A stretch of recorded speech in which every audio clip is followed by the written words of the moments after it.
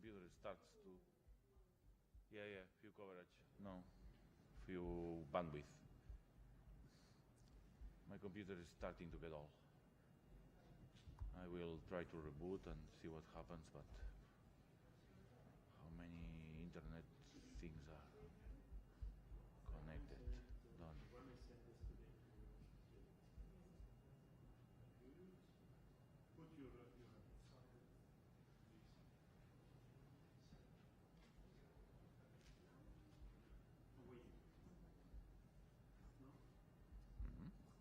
settings?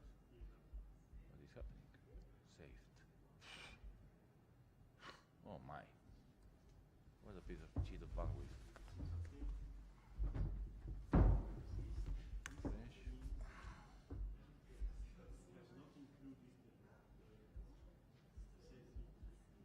5G. We are using 5G. It's too fast for us. Too modern, probably. Oh my.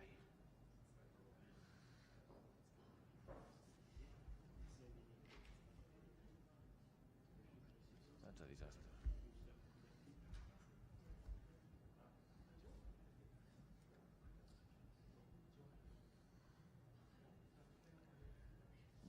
The only place that we need to be connected is there, so maybe we can just go there and check check the email from there directly, because you know, the bandwidth in this room, it's very poor.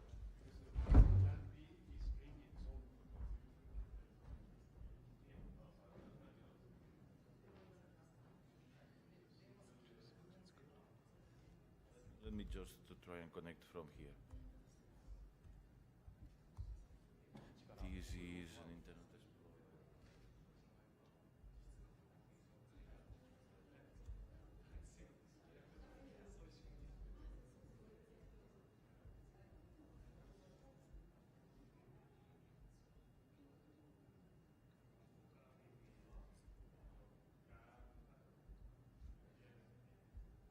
know, it's a web about cats and dogs.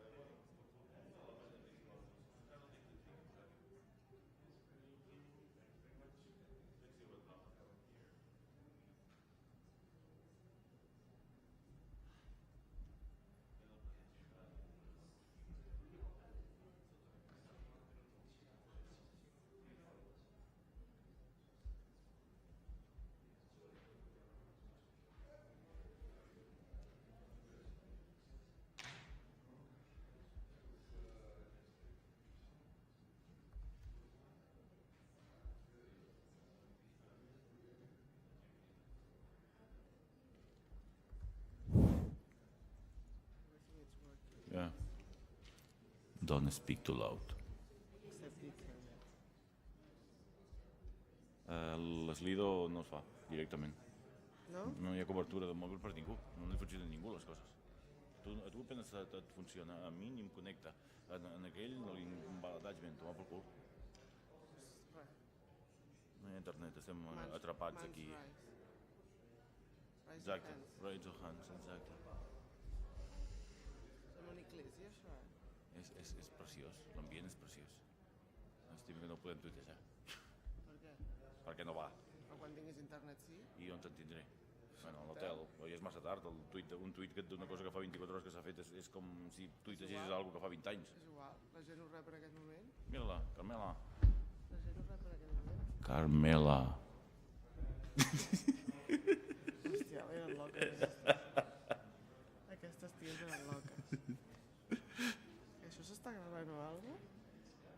No, això és el temps que portes en aquesta durant la presentació. Yes, how are you? How are you?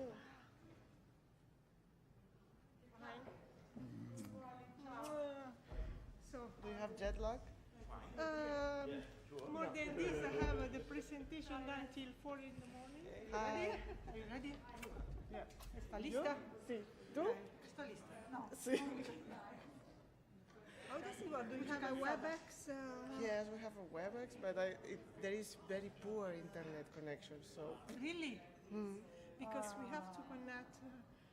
This is a problem for us because in our session there is Well, maybe they will fix it, but...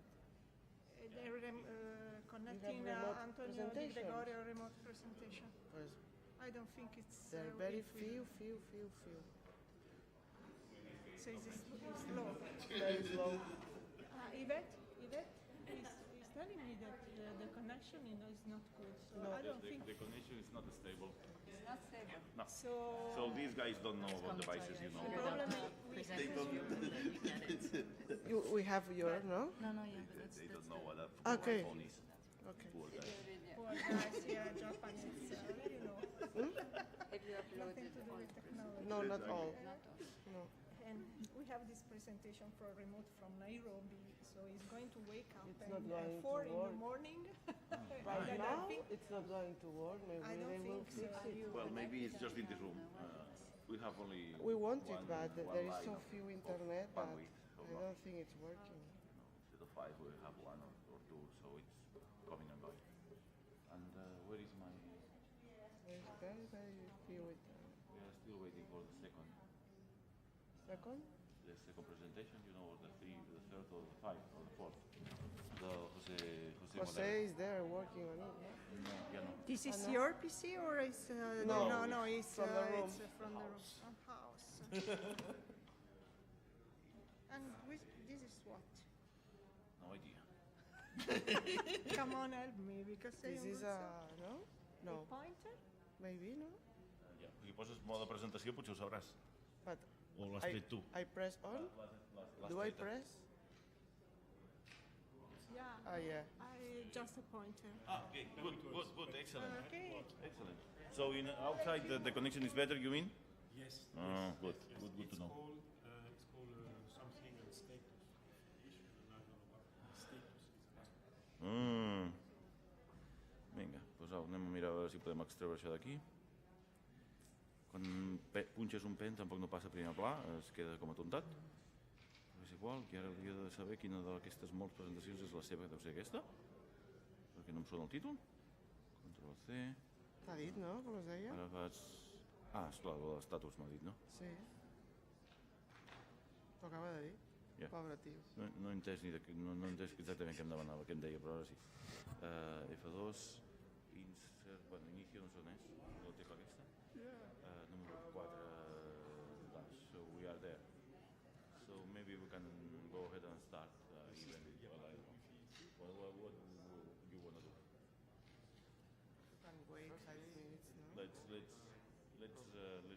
give another 5 minutes of courtesy because we want to speak to somebody. It's the first day. People don't know how to get. Yeah, exactly. Okay.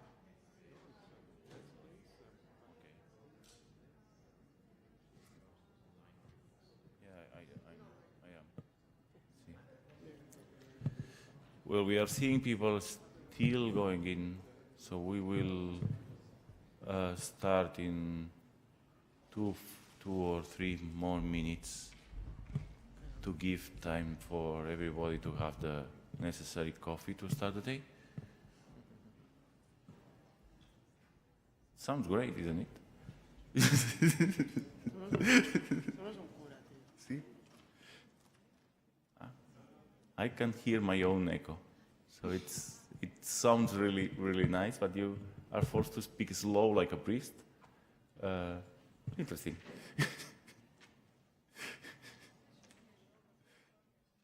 Mira encara la gent.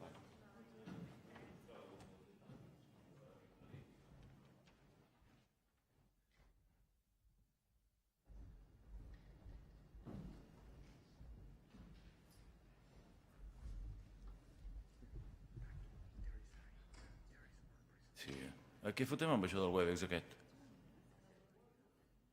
Aquí poder sí per això. És veritat.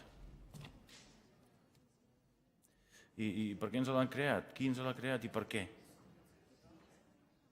Ja, però com que parlo en català no s'entén igualment. Ja, però em molesta sonido. Ah, em molesta. Sonido fort, que no saps què és. Somebody created a WebEx for us in the Observatory, or we have no idea.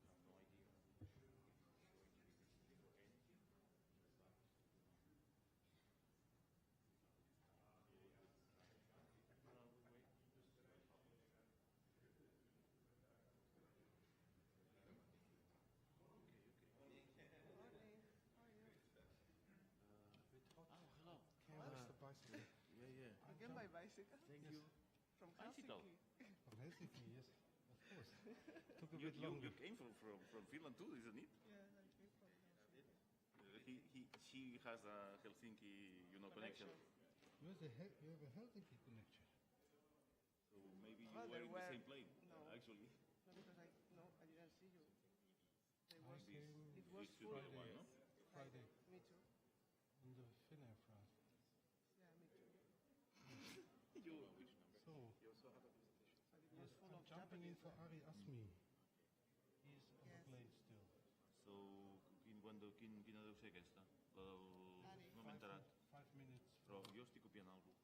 Que és la del... Copiaven el Michael. Ah, la del Michael, ok. Que és aquí. És número 6. In a row. Yeah, we are just processing the last one, and I will be ready for you in just 10 seconds. Ready again. So this is yours now, eh?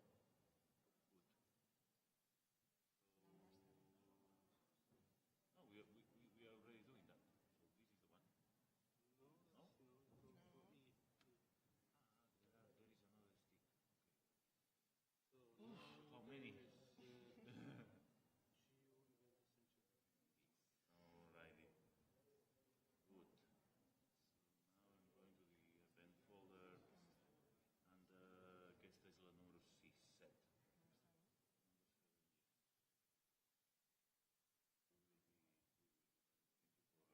Covering your friend. He didn't realize that this is the side event. So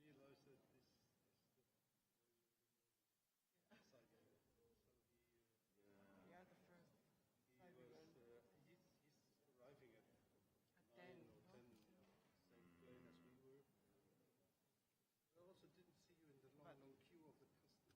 But then it's not possible. Well, but I arrived on Saturday. I arrived on Saturday. But my flight was on Friday. To Osaka. Osaka. Is this yours?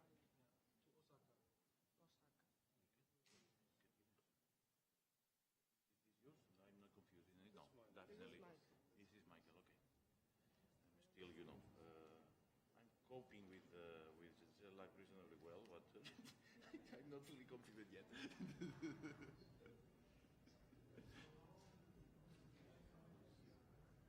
Well, yes, but on the other hand, since this is round table, maybe there is no need for you to rise. So maybe we can pass a mic around or something, but we will see.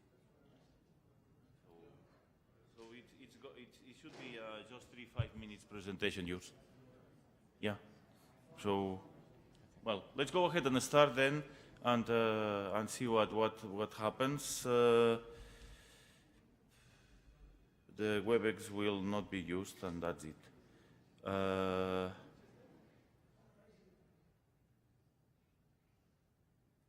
So thank you for getting up early. That it's really early because we are in the east of the wall. Well, they say at least. Welcome to this session about the relation between GEO and the essential variables and the possibility to have a GEO initiative related with that. So the whole spirit of this session is present activities that goes around supporting the concept of the essential variables or creating data to support the essential variables, things like that. And who is not still on board on the model of essential variables, how the model of essential variables is important, That's the idea. Somebody in the GEO Secretariat prepared a WebEx, but we don't know if that's necessary today. There is also a streaming, and there are a lot of different ways of connecting here. We will try to follow the chat, the chat that the YouTube streaming is maintaining, and that could also be our connection to the stereo world. Well, as you know, the concept of essential variables is increasingly used in Earth observation, and there has been historically several initiatives in climate and in biodiversity and in the water cycle and in the oceans that had used that. In Connecting Geo, we studied the topic, we thought that was interesting, and we also value this idea of using the essential variables to collaborate with the creation of indicators that help policymakers to monitor the success of their measures to achieve some targets. And that is the whole purpose. Sometimes we are referring this from these expressions of bottom-up, because actually most of the essential variables activities come from the science community, and this top-down or goal-based approach that you have some goals and then you try to find the variables that can be useful. So this session is divided in two parts. The first part that is already running. It's called Motivational Talks. That's a nice talk, and you will see some people explaining in depth, but not much. Just 10 minutes, please, about different aspects. First, we will see the biodiversity aspect, then the water aspect, finally the agriculture aspect, and after that we will have a roundtable. The three panelists will have the opportunity to tell us something very, very brief, please. And then the motivational talk people could join, and we will just discuss about the topic using some questions that we have here in the agenda. Hopefully, we will have some conclusions. So I believe you know this diagram. It's a really, really nice diagram. Very, I really want to have this guy that devised this schema. But I rather prefer this one that says that even the essential climatic variables are, in principle, climatic. There are some components that go a little bit beyond, and we have this terrestrial list of, I don't know, land cover, leaf area index, etc., that is covering all aspects. So there is some intersection among the different approaches, and some people have seen a diagram like this. This is a little bit different because I wanted to emphasize on the process. So we started with the weather guys, that they know this stuff quite well. They have been doing this with weather stations for more than a century now, century and a half maybe.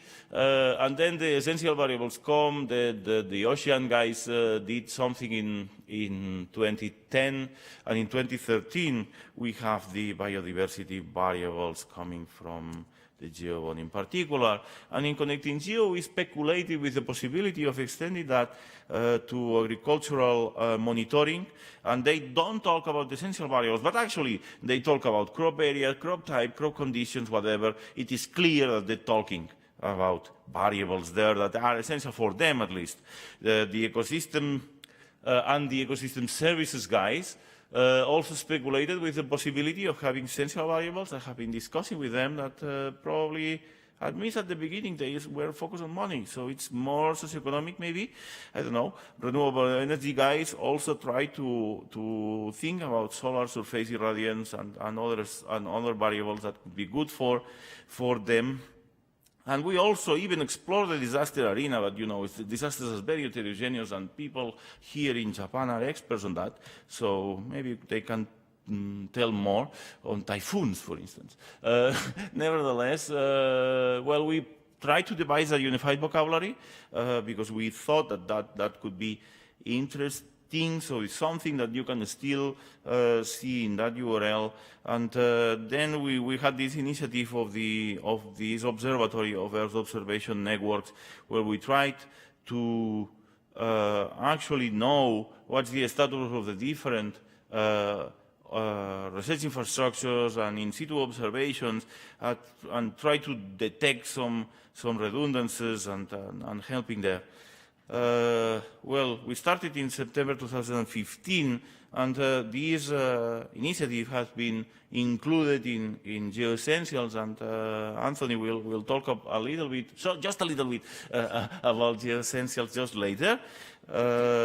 So we built that diagram, that it's kind of a thing that I use to impress people, just to show that the interrelation between the different networks are complicated. But we make this grow in GEO Essentials in the way that we change the approach, and now we are talking about networks, but we are talking about Sustainable Development Goals, we are talking about Sustainable Development Goals indicators, and we are talking about essential variables too. You have a good definition screen there, so you are seeing the legend there in the top area. So colors are different kinds of essential variables, and if we zoom in, we see the relation between the Sustainable Development Goal, the indicator, and then the possible variables that can help us there. And in your right-hand side, you see the different networks, I believe, that can provide these in particular. Maybe it's not the better example, sorry about that. It's just to illustrate something. So now, Anthony, and the GEO Essentials perspective. So this is piece number 2, and I'm just loading for you, and we are ready now. Okay. Good morning, everyone. Yeah, I just wanted to say a few words about this European project called GEO Essential, in which we are trying to demonstrate how we could better use essential variables across societal benefit areas to assess policy indicators. So we want to demonstrate the feasibility generality of the concept of essential variables across this nexus of geo-societal benefit areas, and have more specific objectives, and in particular to start with monitoring the SDGs. And our purpose is to demonstrate this by building real workflows that will be implemented on the GEO's infrastructure. And so together with our partners from CNR in Italy, we are looking at how we can really move from the data to the essential variables to develop primary indicators answering targets and goals of the SDGs or other policies. So the main figure of our project is a little bit like this. We have these pyramids representing pretty much the main societal benefit areas in which we would like everyone developing its set of essential variables, as it has been done for climate, weather, biodiversity, and others, and then extend it to the other SBAs. These will feed into the GEOS and other Copernicus, for instance, infrastructure for data to provide indicators at European and global scales. And then we are asking how these indicators that are useful for regional or thematic assessment can then feed into SDGs. So we are developing a knowledge base with all the existing essential variables from the different fields, and to connect them from data to essential variables to indicator to policies, starting from SDGs. But if we manage to do it for SDGs, probably we'll be able to extend it to other policies, international or European or other regional scales. So our project works like this. What you should be looking at is these 3 green arrows in the middle, which are the workflows that we would like to implement on biodiversity, on ecosystem services, on extractives, and on the nexus of food, water, energy. And in order to do that, we're using the technology put together in another European project, EcoPotential, virtual laboratories that allow to connect our workflows to the GEOS platform, gathering the data, and then run workflows based on our knowledge base, and then send back the results to the GEOS platform. So the next steps in our project, it's a 3-year project. We're at the end of the first year, is to connect together our knowledge base with our workflows into these virtual laboratories, and then feed the outputs into a dashboard to demonstrate how we can do that entirely in the GEOS platform. Just want to mention also that we are working on finalizing a special issue on essential variables that should come up early next year, I think now, in the International Journal of Digital Earth. So in conclusion to this part, I just want to say that I think we need to accelerate our capacity to build up workflows from data to knowledge. We need to build this knowledge base on all existing EVs, especially to connect data to indicators to policy and so on, especially on the societal benefit areas of GEO. And then that the VLab can be a solution to port those workflows on the cloud and connect it to the GEOS platform. Yes, thank you, Anthony, for that. So this is the side event on the ERA planet. If you want to know more about the project tomorrow. Yeah. Very morning again. So let's move on, and Leticia Navarro from the GeoBond will present us the definition process of essential variables for biodiversity.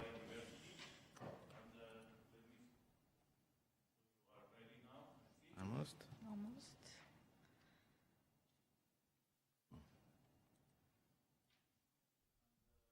And I will ask you to try and condensate all what you want us to explain in 10 minutes, just to be able to have a little bit of a round table.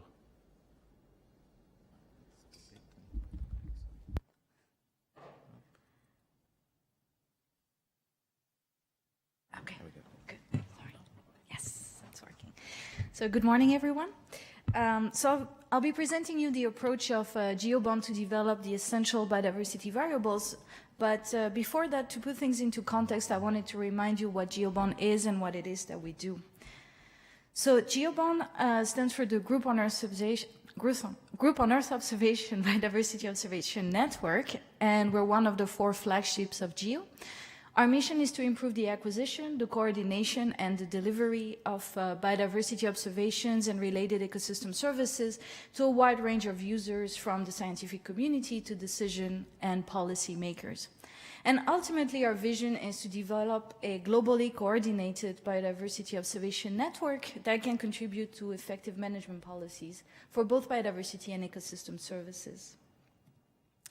We're a global partnership with partner organizations all over the globe, and a small secretariat that is hosted by the German Center for Integrative Biodiversity Research, or IDIF, based in Leipzig, Germany.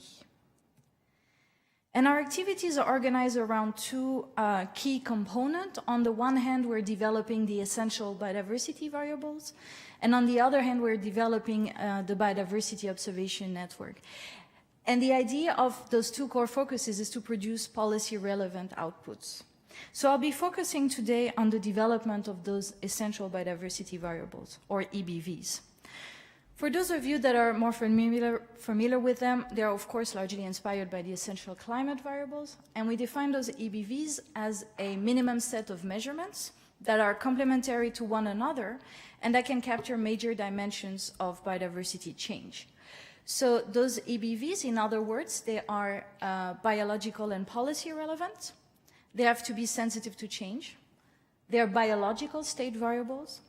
To the best extent possible, they should be generalizable across realms, so terrestrial, marine, and freshwater. And of course, they're scalable and they have to be feasible. So we organize those EBVs around 6 classes that cover all the levels of organization of biodiversity: genetic composition, species population, species trait, community composition, ecosystem structure, and ecosystem function. And the development of those EBVs is going to rely on the acquisition, the mobilization, and the integration of biodiversity observations that were collected with many different approaches.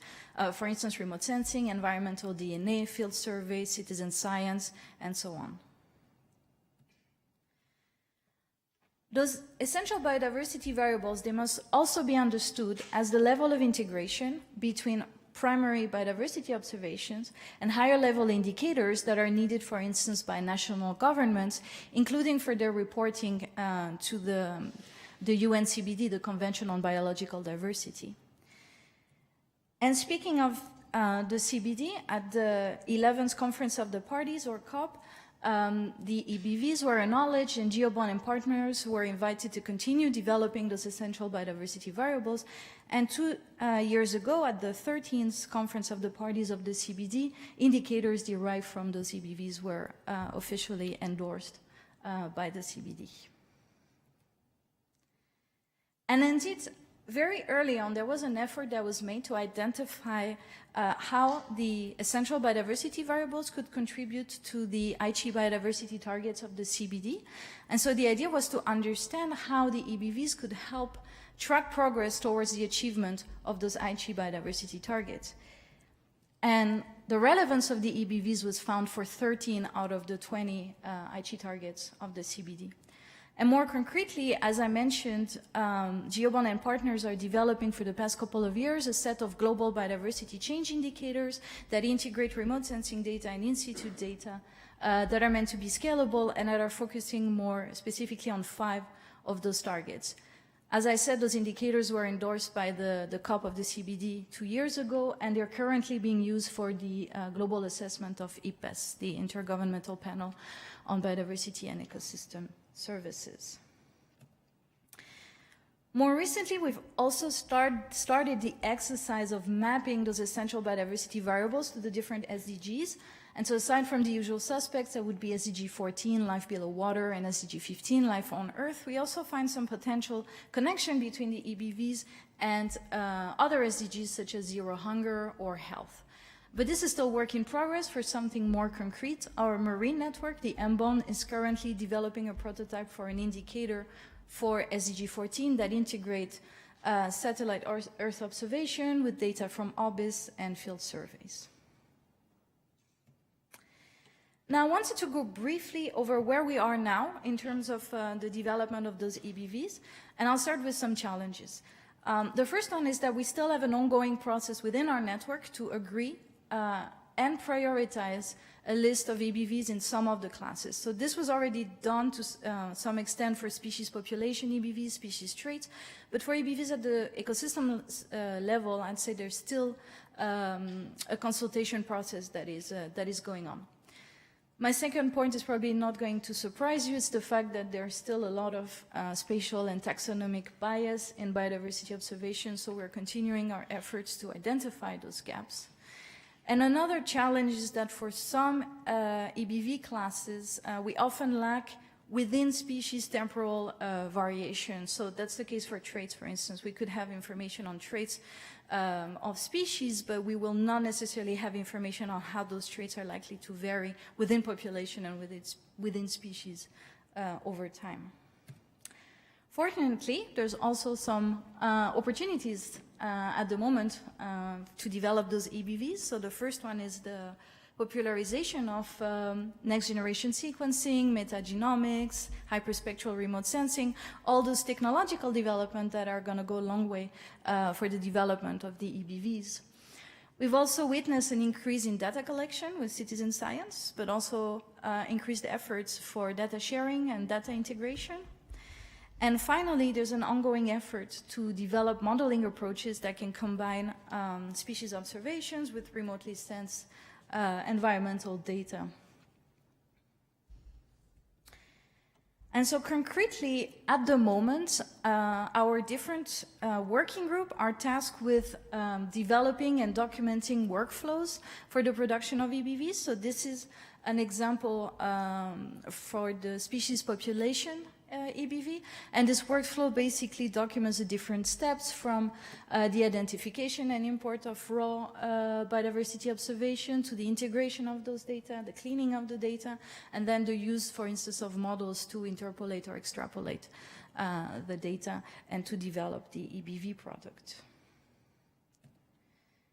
We are also in the process of developing a labeling system for the EBV, so to document it's basically the minimum information standards that are needed for EBV. So that would report on the maturity and the readiness level of the EBV products. So, and those minimum information standards would cover 4 dimensions: the space, time, the probability of detecting change, and of course the data management principle. And we're also looking at how the EBV framework can guide the development of biodiversity observation networks or bonds. So as I told you earlier, you can see that the EBVs are the level of integration between primary observations and indicators of biodiversity change. But we can also look at it the other way around and see that if we identify the user's needs and the corresponding indicators, then the EBV framework can guide the design of biodiversity observation network and support the establishment of integrated and interoperable biodiversity monitoring programs. And I wanted to finish by acknowledging that, at least in my opinion, sometimes the landscape of essential variables and how they're linked can be a little bit confusing. But fortunately, we've seen some efforts within our networks as well in looking how the essential variables can be linked. So this is an example of a recent publication. I'm sorry, I'm not sure you can read it, and you shouldn't anyway. But in this publication, they looked at how you could connect the essential ocean variables, so on the left-hand side, with the essential biodiversity variables on the right-hand side. I'm not saying you shouldn't read the publication, but you don't need to read the figure now.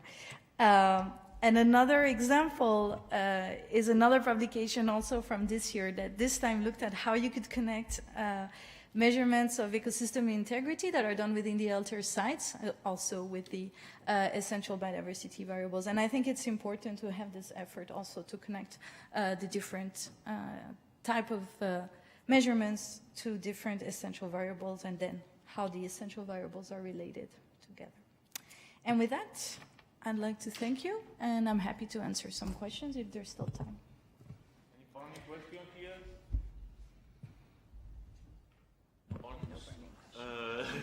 Thank you, Leticia. Let's go ahead then. We have seen a report on the biodiversity case where there is already some consensus about essential variables, and now we are going to see Jose Romero and another collective that is starting on that process. So we are seeing a different level of maturity here, and that's quite interesting, because this is what we are looking for, these different levels of maturity and how we can make progress in different sectors. Thank you. Is this yours? Yes, yes. Thank you, John. And don't worry, I'll be brief. So my name is José Romero. I come from the Swiss Federal Office for the Environment. I'm the chief scientist, which means I'm promoting the interface science policy. I say that because I tend to mix both aspects, although I'm a scientist, but I always think in terms of applications and policy relevance. So we have with Angelica, who is with Anna Labaster, the co-chair of the GEO Glows, prepared this dated information, and is really giving you a few elements of what has been done recently, and also a little bit a sense of the substance of the discussion, although I'm myself not at all a specialist on these water things. Well, generally, physicists like me claim that they are specialists for everything. Let's be a little bit humble. So the essential water variables in the GEO were introduced through the GEO's water strategy in 2014, because there was a concern that the essential climate variables didn't include everything which would be relevant for the water community, in particular the water quality aspects, and this is very much relevant in the context of the monitoring and reporting for the Sustainable Development Goals. And then there has been a lot of work, in particular by the CEOs, that has proposed 2 studies addressing how to monitor water variables. Then recent steps, the GeoGlows itself meetings have taken a number of decisions. In 2017, for example, there was an establishment of task group for addressing essential water variables, and responsibilities had been allocated. So the work is going on under the GeoGlows. I leave you look at the details, and all these presentations will be available. But there has been also a second meeting this year to which I have participated, and the discussion has been on both sides. How to ensure that scientifically the set of variables, and Laetitia made mention of the issues that are faced, how scientifically we can have a concise, policy-relevant, helpful for monitoring and reporting set of variables, in how institutionally we can arrange within the GEO that some work be done under the responsibility of GeoGlows for coordinating in GEO all these work, but also thinking of the steps that GEO has to do, how these plenary here in Kyoto and then next year the ministerial can consolidate recognition of the necessity of this work. And in the context of our discussion here, we are going to be in a better position because essential variables will be recognized as a need for all the societal benefit areas. But how we can, for the various specific domains, get some recognition, mention, mandate under the ministerial declaration next year. And I think this is, for a bureaucrat, not without interest, because the legitimacy, and this we have to think, because we are working together, governmental people, with science community people and so on, but for we governmental people, the legitimacy of some work is essential. Why the work done by scientific community has to be recognized by governments? Because we governments have given a mandate to these communities to do this work. So think about that if you are not in a governmental position, because for bureaucrats it's important. At the end of the day, it's what makes the difference if something goes through or take more time. So we come with very specific proposals for the plenary here, recognizing the importance of the essential variables, recognize all kinds of approaches, remote sensing, in situ data, etc., recognize the role of actors, in particular space agencies, but also other organizations that are users, providers, I mean, scientific institutions that think about the consistency and put all these communities together. And we see that very formally in terms of the plenary, extending a request to the GeoGlows, asking the GeoGlows to do some work. And the work is underway, but the mandate has to be given very explicitly. This is something that will help GeoGlows to go further. And in particular, one step that is considered essential is to organize next year a workshop on the essential variables. Let's see if the joint discussion we have here, going beyond simply one domain, help us to have a connection with other essential variables domains. And there I come a little bit to the substance, because the discussions, in particular the last ones that took place in Reading, tried to identify criteria, so standards and best practices, the sources, the redundancy of the variables, so the hierarchy, the attributes, the stage of approval, maturity, and so on, and how continuous permanent review, update of the work and the definition and the content can be achieved. And also, of course, the distribution, that means also for users.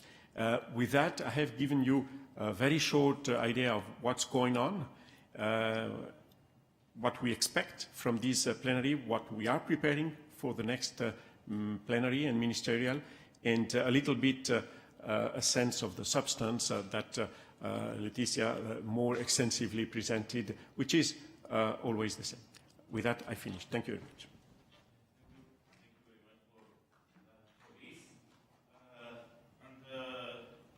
And I appreciate the effort of being short here and allow more time for discussion later. So we have seen, and I really appreciate that we have seen the process, and we have seen the process of the water in GEOs directly. So, and this is part of what we want to discuss here. Now we are going to transition into crop monitoring, and the title of the presentation reflects that actually they are not still proposing a set of essential variables, so they are talking about a common language. Well, but maybe we are closer than we think. Absolutely, I think. Ian, please go ahead. I think we're closer than we think. Just seeing these other presentations, I see the commonality, and with our community, this is very recent thinking. So, really, just 2 months old. We discussed it in our annual meeting a couple months ago, and I think it's something the community's embraced, not just to help us focus what we're doing within our community, but to be able to link better to other communities and also draw upon essential variables from the other communities. So little bit of background, quick background on GeoGlam for those who aren't familiar. Our original policy mandate came out of the 2011 G20. It was a market focus. The agriculture ministers believed that Earth observations would provide good information for markets to help stabilize them, because through the 2000s had been a very destabilizing environment, if you like, for commodity prices. So because we already had a very well organized community within GEO, we were able to quickly respond and develop the concept of GeoGlam. And we continue to be embraced and I guess supported by G20 to date, and both our mandate and their mandate has expanded to include food security as well. So one of the key products is our monitoring of major crop producers around the world, where we bring experts together with the science-based information monthly to develop these crop monitors, and they're published in something called the Agricultural Market Information System Crop Monitoring Report. It's become, and they're a kind of a community of economists, it's become a very useful policy relevant document. In the new year, we'll be approaching our 60th publication of that, and it's widely believed it's had a big impact on markets, stabilization, and information, and we're actually doing a study right now to quantify that. And that led, the success of that led in 2016 to develop something called the Crop Monitor for Early Warning. This is similar to the major producer crop monitor, but it focuses on relatively food insecure countries, and it also looked at not just the 4 commodity groups like the Amos crop monitor, but looks at food production within the countries that is critical regionally. So it's not necessarily the 4 major commodities, it's a much broader group. And it's done monthly, and we're approaching moving into our 3rd year for that. And again, it's had a huge impact in a number of ways, and I'll be talking about that in other sessions during the meeting, so you might hear more about that. Now, the challenge. So we started with the G20 mandate, markets, that's evolved to food security. But also the governments and all the people that are supporting a GeoGlam, our policy mandates have really expanded since 2011 a lot. We see things like the SDGs, Paris Accord, and Sendai. And ultimately, to be able to achieve these, information must be integrated across science domains, as we've already seen today. And we know that GeoGlam can produce fundamental information that will make a significant contribution to the entire story, but we need to work with other communities to do so. So in order to rise to this challenge, we decided it's clear that we need a way to reduce the complexity of what we're trying to do so that we can communicate that and engage the policy communities as well as other science domains. So essential agricultural variables, more than a buzzword, the concept is grounded in science. I guess I don't need to go into any detail here with this community, but it really defines the minimum set of variables required to characterize state and change in a system.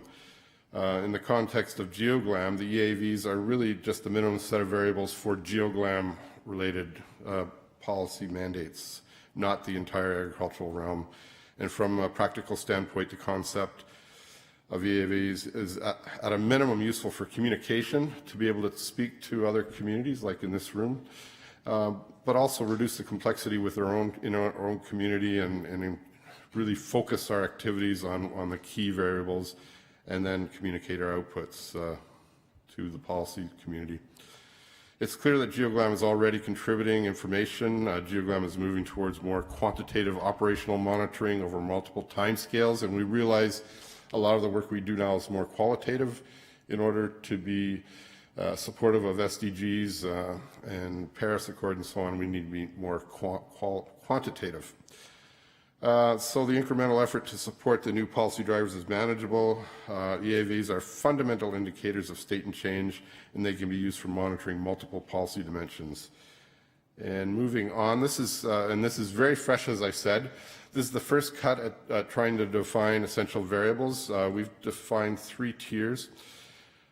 Tier 0 really are the upper level variables that are for the most part, a combination of other supporting essential variables.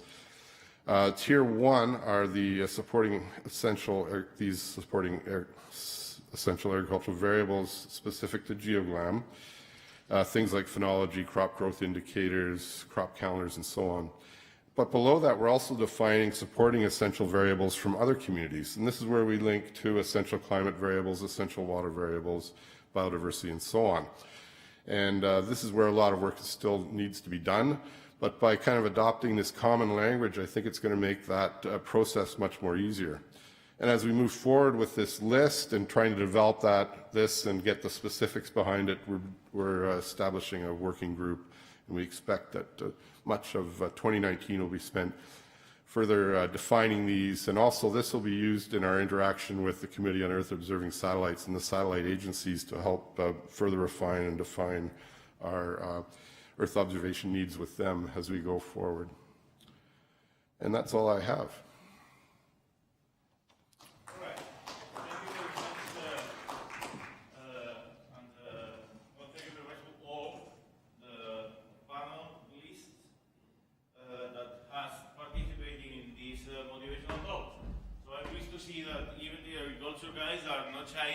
And they use the term essential agricultural variables at the end. This means that with these 2 or 3 years that I have been in this stuff, things are moving on, and that's really a good thing. So please, Leticia, Jose Romero, and Ian join us here with the rest of the panelists. So the roundtable has new blood. So Michael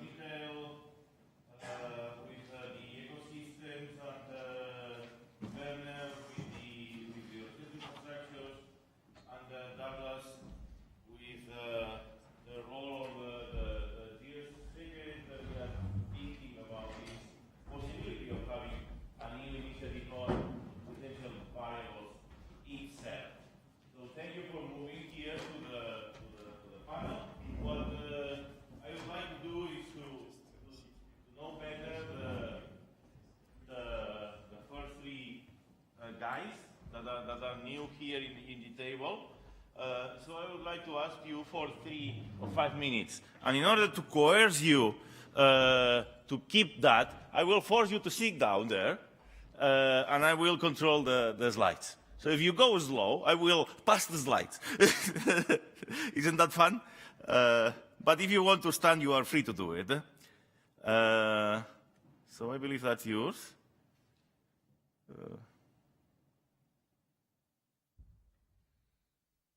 And I believe that's it. So go ahead. Okay, can you hear me like that? Okay. So essentially, ecosystem variables, we call them differently, namely baseline observation variables in building the European ecosystem research infrastructure. Next slide. The specificity of this infrastructure, as it's intended, is that at 200 selected sites, we observe more or less the entire system in a whole system approach, and that the integrated baseline observation would comprise variables of relevance of all the other compartments of the ecosystem, say of relevance for the other involved research communities we want to collaborate at these sites. Next slide. To this end, actually, and you see the old term, integrated conceptual framework for ELSA standard ecosystem observations, combine the approach of ecosystem integrity with EBVs, because the ecosystem integrity is focusing on the able part of the ecosystem, whereas EBVs complemented nicely in the field of biodiversity. Next slide. We go to 6 major blocks of, you may call them essential variables, essential ecosystem variables. Next, press. The basic concept here was the KISS principle. Keep it simple and stupid, not to be overly complex from the beginning. Next one. And 3 aspects to consider in the selection and composition of essential ecosystem variables. They should kind of be indicators for environmental change, represent the key elements of ecosystem integrity and the EBVs, and very importantly, should be of critical relevance for environmental modeling in the commonly used ecosystem models comprising both abiotic and biotic components. The next step, and this is my big criticism about this academic discourse about essential variables, which it's the connection to what's being really measured. It's nice to build all these academic concepts again and again and put new terms again and again. What we try to do, we cross-check our claim with the reality of 200 sites in Europe, and we developed for each of the 200 sites these pie charts. What's white, it's not covered by a given site. What's colored is covered, and referring to these 5 blocks. Very importantly, you had asked me to refer also to socio-ecological systems and socio-ecological indicators. The 6th, the yellow block, refer to them, and we are currently observing a standard set of socio-ecological indicators where data should be available at all of these sites. The pie charts are a recipe to go to the site operators and say, if you invest this and that money, more money, you are there, or you're almost there when the pie chart looks like in the left bottom. Next one, the last one. So we have these 6 blocks, next one, and we are very aware that there are many indicator systems, next one. We have to actually cross-check before implementing, and this is my last statement. The nice angle to the story of ELSA is we are just about to implement it in Europe. So within the next couple of years, we are going to negotiate with the governments to pay actually for this standard observation. So whoever is interested, and we have a discourse with the European Commission now, to use the 200 sites as a core component in the European pollinators monitoring. For example, designing it now from the scratch and get it really done within the next couple of years. That makes the difference from my perspective. So look at that. It's not just about defining essential variables. It's actually about capturing the data that is related with that. And talking about capturing the data in the in situ component, we have Werner, and we'll talk about research infrastructures. Yes, good morning. You heard already one research infrastructure in Europe that was CLGR. There are many of them in the environmental framework, and I want to give in the next slide one other research infrastructure of which I am the director. That's the integrated carbon observation system, and it is very closely related to the essential climate variables, or in principle a subset of them that is related to carbon and greenhouse gases. And the design of ICOS was from the beginning directly responding to these essential climate variables, and it was cross-domain in the ocean, in the atmosphere, and in the observation of ecosystems. We have about 130 sites, and we have an integrated data lifecycle, well-established data access through the ICOS carbon portal, and we have a very open data policy. We are a research infrastructure. This means we have a long-term sustainability also in the funding, and we are also now becoming operational, and we aim to provide stronger support towards the global climate observation system, but we want also to do this in the framework of GEO. Next slide, please. So I have now a very short run through the essential climate variables in the GEO system. So we are directly responding to the atmosphere composition ECBs. Next slide, please. We are directly responding to the ocean biogeochemistry, to the inorganic carbon. In the terrestrial, next please, in the terrestrial ecosystem, we are responding to many of these essential variables. We can also quickly go through the root zone, soil moisture, next please, is measured at the sites.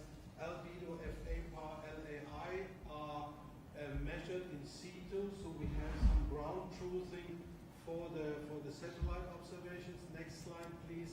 Soil carbon is measured there. Next slide, please. And we have direct measurements of carbon dioxide and other greenhouse gas fluxes between the surface and the atmosphere. So we are giving some kind of basic network for the flux measurements for the terrestrial exchange. Next slide, please.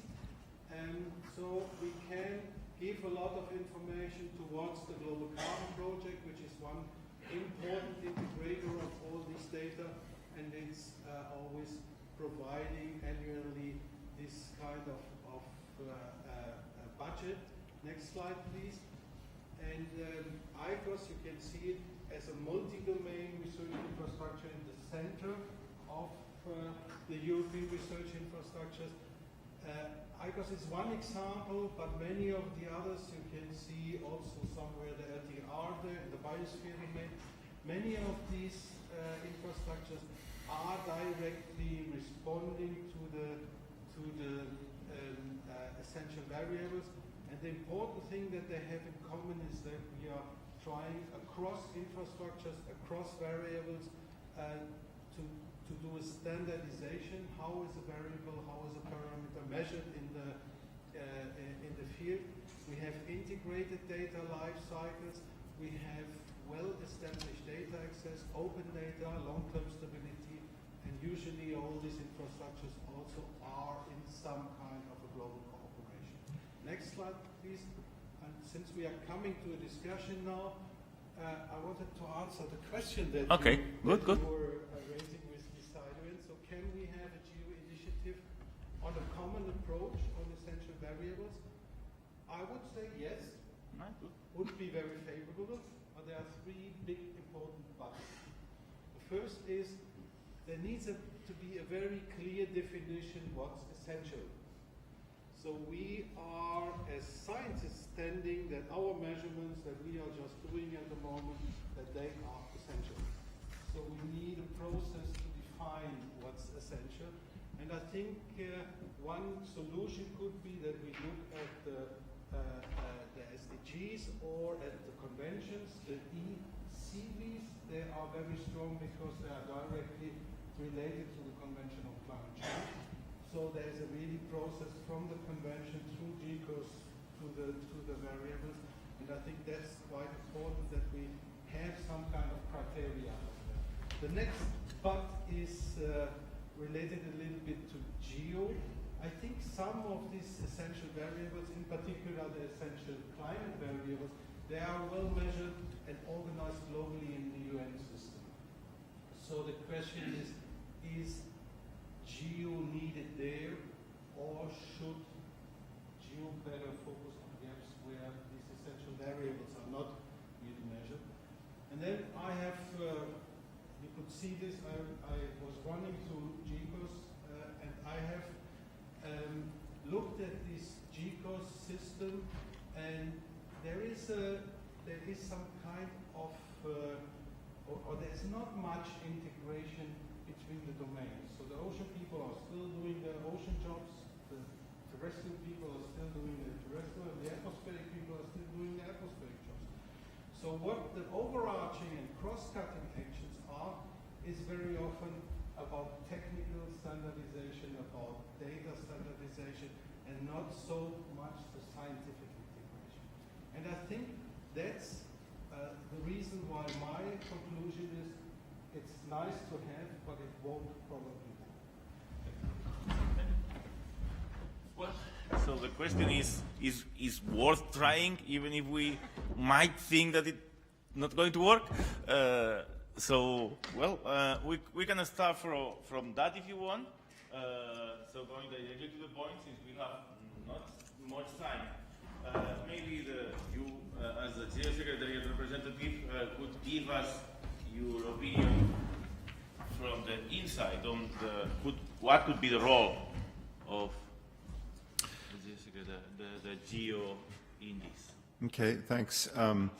So I guess there are two things, and I don't have any slides, but just a couple of thoughts. The first one is just the process. If you're looking to establish a new initiative, first off, as you probably know, we have the GEO work program, and currently the work program runs from 2017 through 2019. So the current work program will have one more year to go, and then we're going to, over the next year, we're going to think about, the program board is going to think about how to redesign the work program for the following 3 years, so from 2020 to 2022.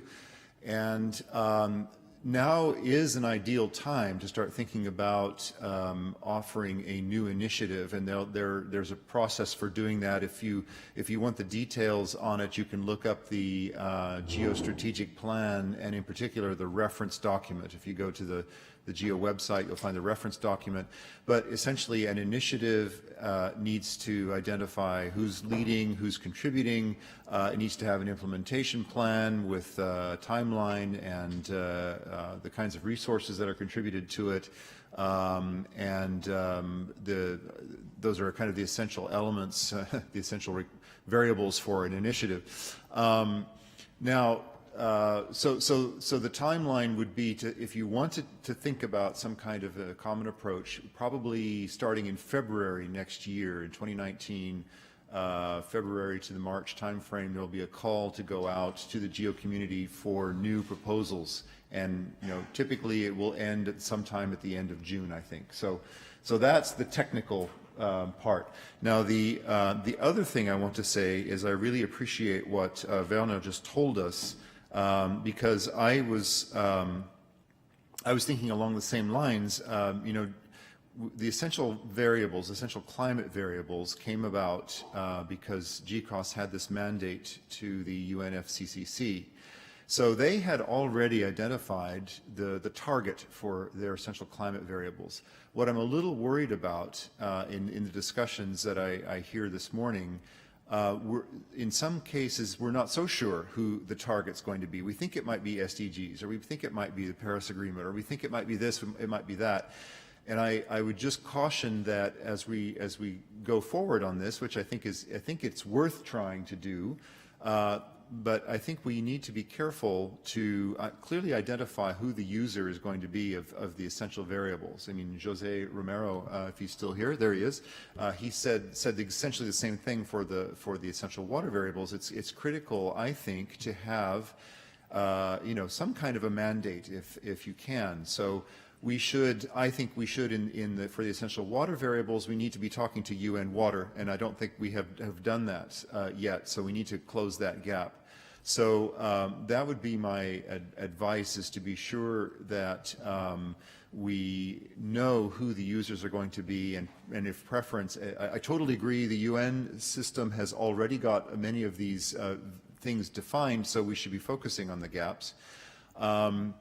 And I don't think it's possible, here's a third comment, I guess I don't think it's possible to have a single initiative that does all of this. I think we're seeing that it is happening in each of the communities. It's happening within the GeoGlam community, within the GeoBond, within GeoGlows. So I'm not sure what a single initiative would do other than serve as kind of a meta coordination attempt, so that the different the different groups are aware of what each other is doing, and maybe identify areas that there might be duplication, or perhaps there are gaps that aren't being addressed. So I could see maybe some kind of a meta coordination initiative, possibly. It might be difficult to define what it's going to do, but I don't think that we would need an initiative to try to really push this forward in each of the domains. I think it has to spring up within each of the domains that are pertinent to that particular variable. So those are my 3 comments. So for comments, and we can definitely start the panel. So we only have one mic. Sorry. Ask you for yes. No, thank you, John. I think that, as I said at the beginning, I tend to, not to mix, because I'm finally a scientist, but to make progress on both fields or elements. One is the institutional, and another one is the substance. So let's be clear. We need first, from the scientific communities, a clear statement that essential variables can be the way, okay? And for me, essential variables have, and I'm sitting close to Leticia that made a list of criteria and so on, but I paraphrase, and I have my own words for that. Essential variables have to envisage the following framework. They have to constitute a limited list of variables, 17, 20, no more. Okay, so succinct list. Then they have to be scientifically integral, including for modeling, etc., elements that colleagues have mentioned. So they have to represent really the world. So then they have to be policy relevant, to show what's going on in terms of monitoring, in terms of depicting the reality, but what can be done to improve. So the situation, the trends, the degradation, but also room for restoration, and so on and so on. And then they have to fulfill our needs for reporting. You know, transparency is essential. Don't forget that. Transparency is very helpful. At the end of the day, this is essential. So this is on the side of the substance. And for that, the communities can be very helpful, and this is also very interesting and so on. So publish articles that demonstrating that this is possible, necessary, etc. I use words from some colleagues. I come from IBES and so on. I use Pachamama, and so we have one world that is working with all intricacies and so on. But we, on the side of policy making, we do policy for everything every day. So climate policy, biodiversity policy, forest policy, water policy. So don't forget that. So we need scientific consistent representation of the world, and we need this approach that help us to succinctly, consistently give a picture of what's going on and help to make policy. So, first step, establish scientifically an invitation to publish, please, and show that this is necessary, possible, and so on, and consistent. And then think of the consistency. We need to have something that is institutionally solid, and there we have means. I mean, okay, colleagues, and Douglas, the last one has referred to the GECOs. You know that climate policy is well established. By the way, I was here in '97 negotiating the Kyoto Protocol, you know. So, but we need, well, GeoBond is also on good ways, recognized by the CBD and so on. For water, we have a challenge. We don't have one UN forum and so on. But we policymakers have to provide these mandates, this recognition. But this will be done once you have published a lot, that scientifically the communities demonstrate that there is no other way to ensure consistent picture of the world and a helpful approach. So the substance and the process. And the process here in the GEO, I mean, from GeoGlows, but now jointly, we need mandate from the plenary, and next year we have the ministerial. It happens that I will be, if confirmed by the plenary, also in the ministerial working group, and I intend to plead for having a mandate and a recognition by the ministerial that this is the consistent approach. You know, scientifically, because it's so, and institutionally, we need that the various fora outside the GEO, well, climate is well established, biodiversity is also going ahead, but water is a challenge, and so on and so on. And then I'll stop here. I have a long list of elements, but I'll stop here. I think that socioeconomic elements are very important. Look at the IPCC. We have working group 1, 2, and 3. Look at IPBES. We have also consideration of socioeconomic. I mean, don't forget that we are here at the interface science policy with the GEO implementation, and for policy making, it's very important. Yes, okay, I'm degrading such an ecosystem and so on. How much does it cost to degrade it, the cost of non-action, but how much it costs to restore it, how much costs technology, etc. So, yes, we have to go a step further. And sorry for being too long. Thank you. That was an excellent contribution to the discussion, definitely. And I was looking at Anthony and this special issue when he said publish, publish, and publish. Now the International Journal of Digital Health, that was good publicity for us. Thank you for doing that. That's just one step, you know, one step at a time. So yes, that is, thank you.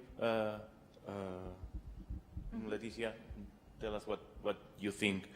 Because on one hand, we don't know exactly if the initiative will work, but on the other hand, I keep seeing different aspects that the initiative could do. So let's continue the discussion. So, thank you. Now I wanted to reflect on what Jose just said and the importance of having a policy mandate to develop those essential variables, and think of what happened actually with GeoBond and the EBVs is that GeoBond was established in 2008, and a couple of years later, with some partner organization, produced a report that was assessing the adequacy of existing monitoring system for biodiversity to support the progress towards, the assessment of progress towards the Aichi biodiversity targets of the CBD. And this is from this adequacy report that came the notion that the essential biodiversity variables were really needed to take part in this process. So that the EBVs actually came in away from this policy need, and I think this is what gives them the strength, at least within the CBD community. On the need for an initiative itself, I do think there is some relevance there. And as Doc said, as a meta-coordination entity, one thing that I see sometimes in our community is a lot of duplication of efforts, and I think that such an initiative could avoid these duplication of efforts and initiatives that work in silo that could be really useful to share good practice, for instance. And I'm thinking even matchmaking to share scientific and technical expertise within the different essential variable communities. And I probably have more points to say, but I'll save them for later. I'll pass the mic. Okay, so as I said when I was talking, I think there's already a lot of consensus, and since we haven't really talked together, this is probably a really good place to be, at least for me, starting from. So as I indicated, we had a policy mandate to begin with before we defined our activities. Our activities are directly related to those. They are evolving, and we're evolving with it. But that has really helped us define a discrete set of essential variables to meet that policy mandate. And we're not doing all of agriculture. Usually when I talk about the essential agricultural variables, I talk about essential agricultural variables for GeoGlam. But what we're hoping is that when we can clearly define those and articulate them, it will not just be important for our community, but it's something that we can share with the other communities. And I think that's where a GEO initiative could possibly play the greatest role, and it's back to that meta coordination. If different communities are doing the same thing we are, then how do we bring that all together at the end of the day? Do we leave it up to the custodians of the SDGs, for instance, to do it all themselves, or can we kind of influence that and position all this work in a way that makes it a bit easier in the end to bring Earth observations to bear on these important policy agendas? So I think if I say much more, I'll just be repeating what's already been said. I agree with much of it, so I'll leave it there and pass the mic.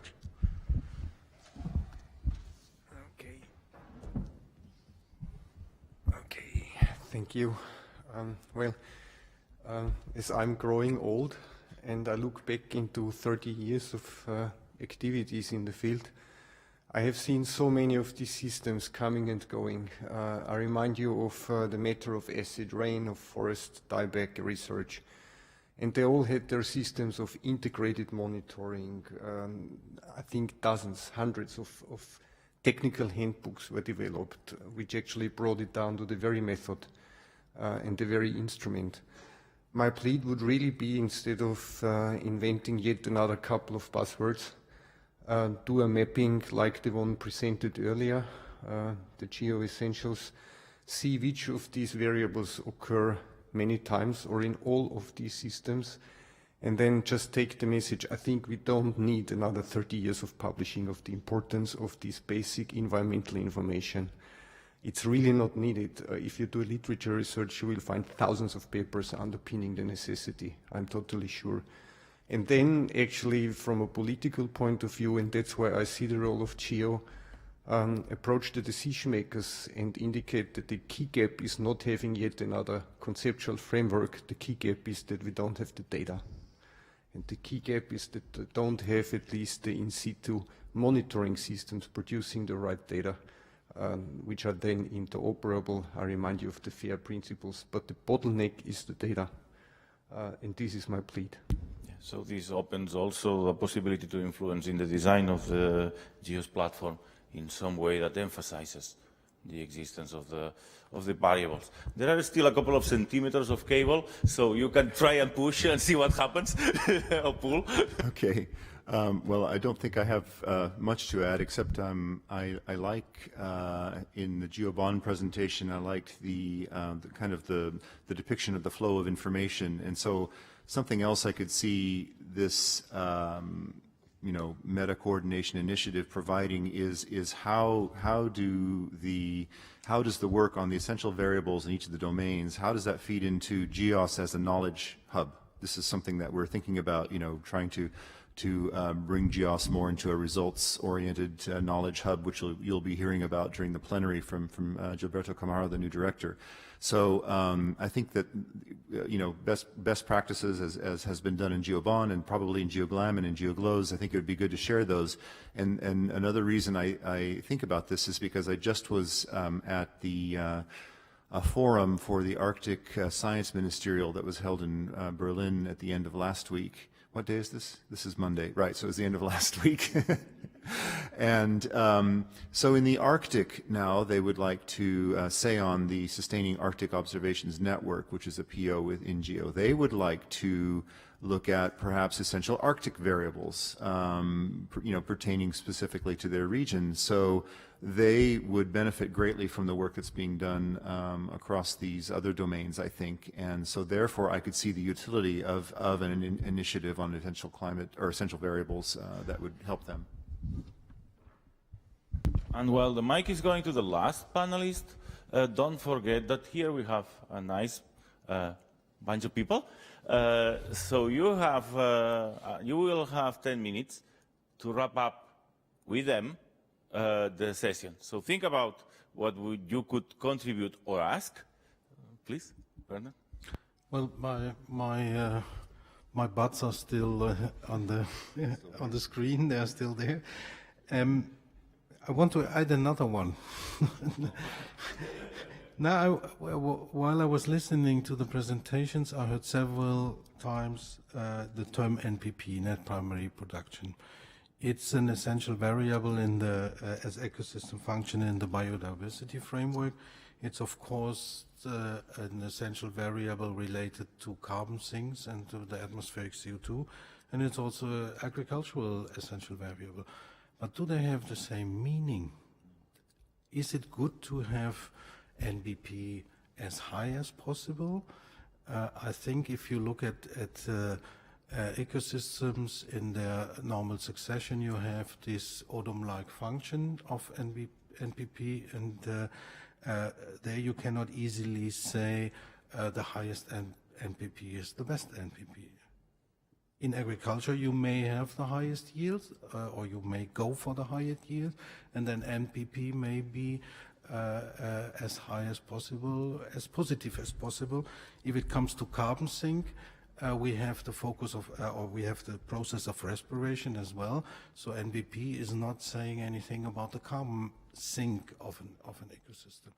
And there also, we might also focus for a stable sink, not for a highest sink. So I think between the different systems, we have to distinguish what a variable is, even if the same essential variable is saying, is focusing on the same parameter. And that's another difficulty that we will have between the different realms or the different conventions or the different sets of variables that we really have to harmonize. What are we measuring? Why are we measuring it?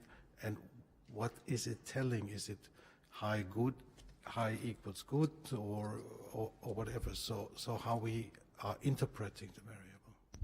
No, absolutely, and that is where you connect with the real world of the existing data, and if the existing data is fulfilling the needs of the different communities and questions, as Michael emphasized, I believe. Yes, thank you very much, John. There is no good panel without a little bit of a dispute. Huh? So I'll dispute 2 points.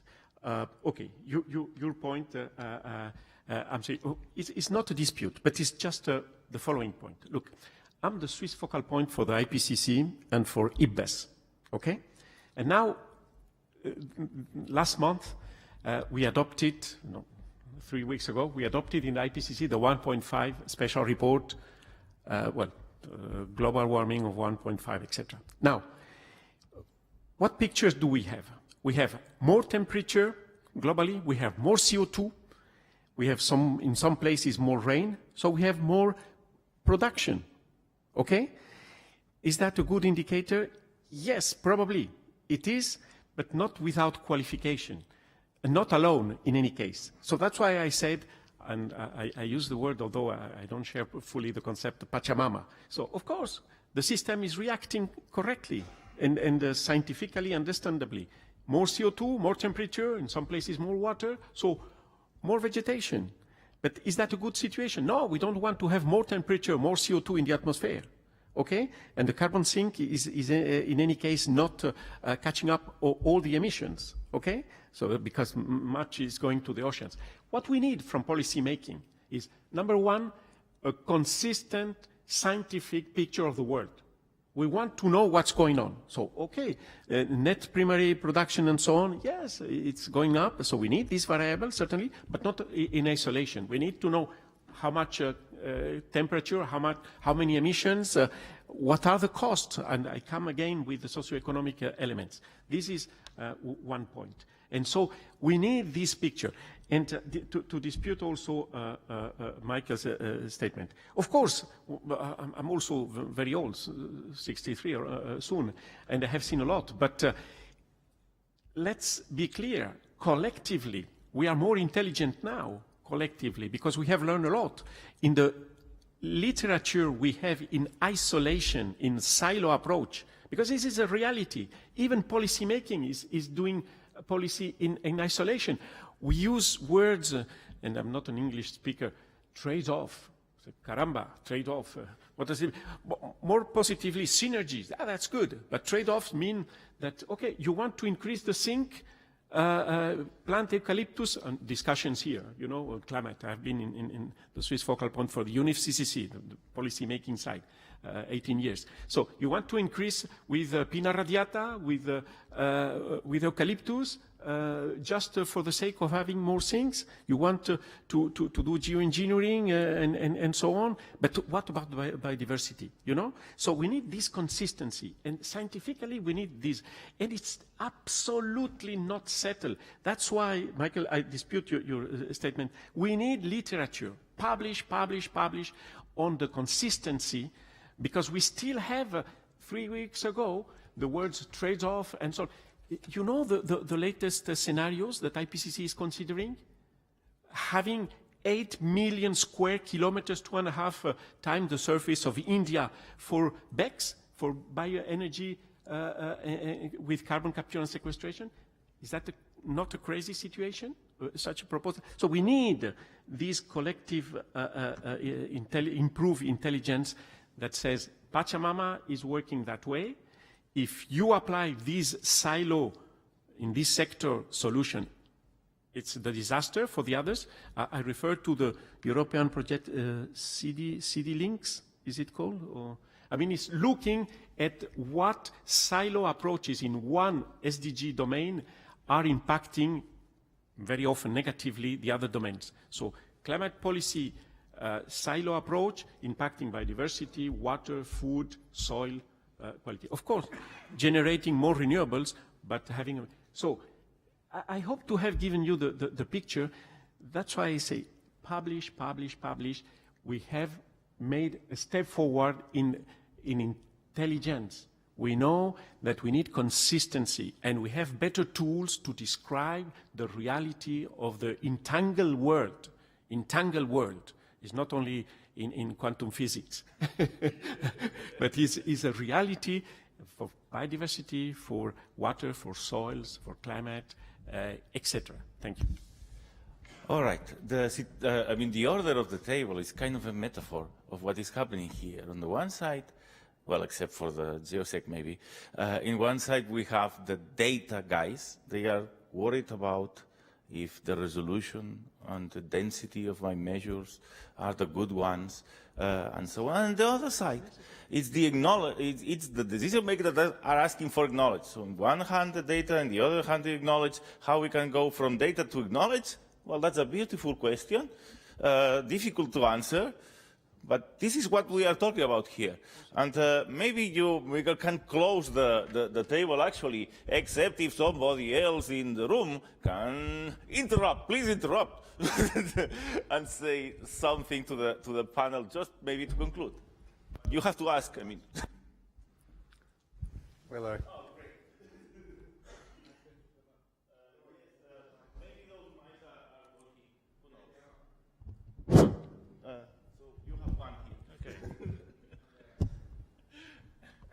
Maybe you can stand up now. Oh, don't worry, it's okay. Thank you. Well, my name is Julio González. I'm GEO Alternative of Spain. I also work for IMET, which is the Spanish National Met Service. So it had been mentioned several times that there are essential variables which are well measured by the United Nations system. And a well example could be climatological and meteorological information. As you know, National Met Services have been working for more than 100 years all over the world. And they have created very long observations series, and they have created also a very important international community. WMO was born more than 140 years ago, with a different name, of course, but it was. And they also have a very well-established and functional network of exchanging data and information and knowledge. So Jose mentioned in his presentation ECMWF, which is an important asset of the meteorological community, and GECOS was mentioned also several times. So in the background of everything is meteorology and climatology. Probably we can find more examples in other fields, but looking from outside, it seems that this valuable asset that is the meteorological community, needs to be properly included in the design of essential variables that we are trying to create now.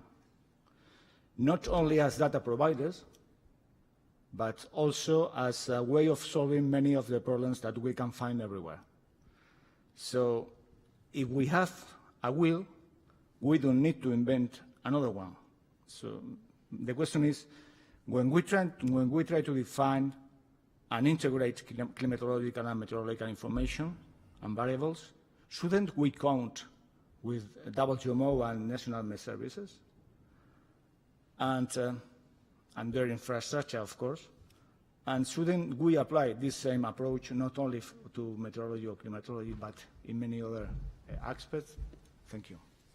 Yeah, well, definitely the weather and climate data is demonstrating a good path and a good process. So we definitely need to mirror that. You wanted to do an intervention. Maybe this is going to be the last one. If not, we are going to be kicked off of the room because there are other things that has to run here. So please say your name and organization. I'm Baron Orr, and I'm from the lead scientist of the UNCCD, and I guess I would say you can publish all you want, and the scientific community will, but the same report you quoted is telling us we've got 12 years. So my suggestion would be to focus on this meta-level approach, partner with the UN system so that you're not duplicating the efforts of the SDGs, and let's get to work. All right. So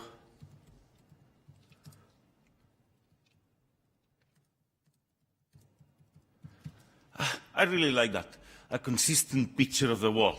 It's so easy to say and so difficult to achieve. So I will conclude with that.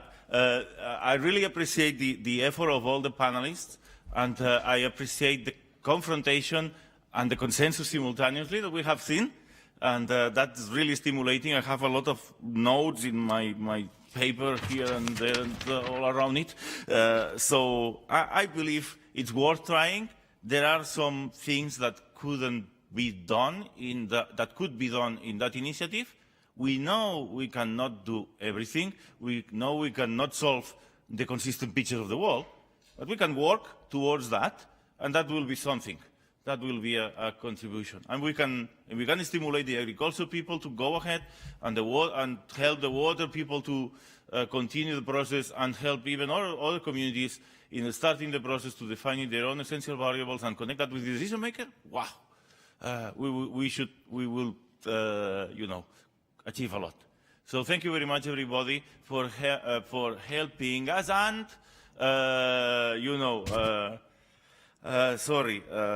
Anthony will conclude with a final remark. That is that wonderful project that you are leading. Yeah, thank you, everyone. Just to conclude, we should also imagine what will happen if we don't have such initiative to integrate the process of having essential variables. Almost every day I see new essential something variables, and if everything becomes essentials, nothing is essential anymore. So I think at least within the GEO community, we should try to have a common definition or try to push towards common definition for the different SBAs. It will take time. We don't have so much time indeed, but otherwise I just see a big mess around of essential whatever variables.